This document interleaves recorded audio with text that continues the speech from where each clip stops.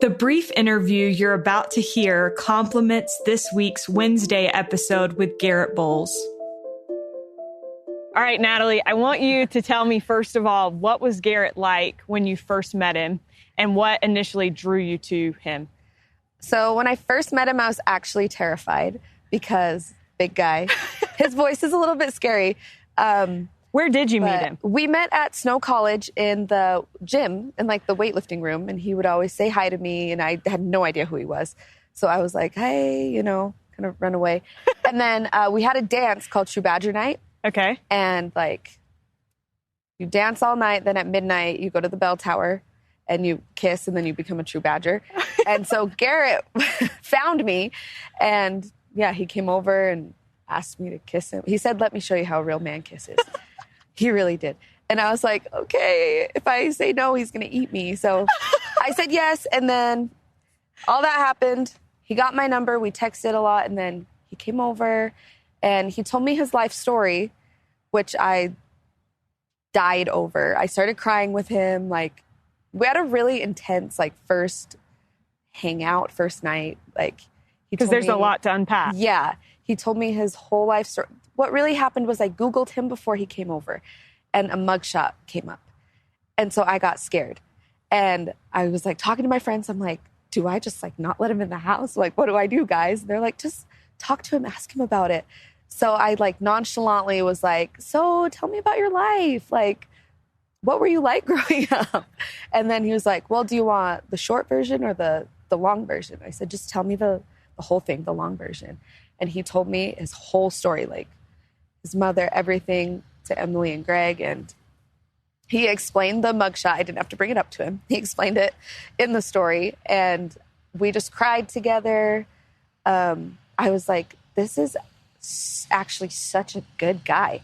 And from then on, we just hung out like every day. I got to finally see past the scary first, impression. He's goofy. He's funny. He's a giant teddy bear. And yeah, that's how he is. So you met him at Snow. That was long before he made it to the NFL. Yes. Would you have ever imagined at that point that he would have that kind of future in store? Honestly, no. I didn't even know he started. Like, I knew he was on the football team, but I thought I knew most of the players. I was a cheerleader and, but nobody pays attention to the O-line. But so he told me he was offensive line. I was like, oh, cool. Do you start? He was like, yeah, I'm a starter. I was like, oh, cool. But I didn't realize how good he was until I was at his house one day and he tweeted something about his like college offers, his top 5 schools, I think, 5 or 7.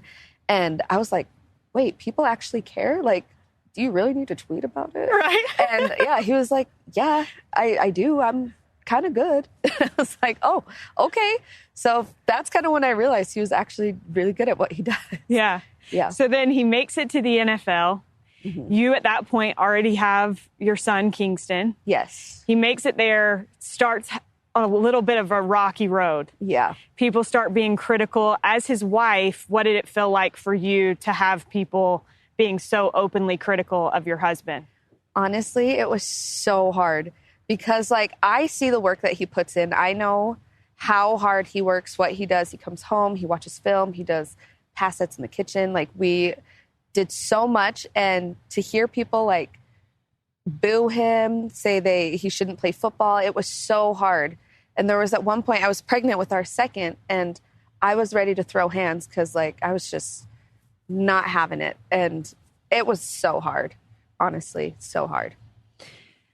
So then you kind of take matters into your own hands. You and Garett start doing some training at home. And this is during COVID. Mm-hmm. Garett mentioned that, it was during a time when a lot of people were not maybe putting in as much work because gyms were closed. There weren't as many resources available. Yeah. But you, Natalie, were perhaps his greatest resource. So you start doing drills together. Tell me a little bit about that. Yeah, I think it was his agent or his coach was like, just take pass sets in the kitchen. Get Natalie, have her go against you, pretend like she's Vaughn, pretend like she's Bradley, and just, take pass sets in the kitchen. And I was like, okay. Kids were asleep. We were just hanging out. It's COVID. There's nothing to do. So I was like, all right, let's see what you got. He kind of showed me how to, navigate how to do what I was supposed to do. I threw a couple spin moves in there, got past him a couple times. So, nailed it. And it worked out. And it worked. Yeah. Worked out. We still do it sometimes just for fun. It's amazing. Okay. My last question for you is, when you think about Emily and Greg and what they've done for Garett and the way that his life changed when Greg picked him up on the side of the road, what kind of gratitude do you feel toward them? I have so much gratitude, like I can't even explain it. And I just love them as people so much. Emily and I are so much alike. Greg is so funny. They really are the best in-laws I could ask for. And I still see what they do with Garett, what they do with my kids, our kids, and they are just the best people. And they were for sure put in Garett's life for a reason. They were the biggest blessings. I don't know even where Garett would be right now if it weren't for them. And that scares me to think about, but I'm so eternally grateful for Emily and Greg and everything that they did for him and for us. Perfect. You nailed it.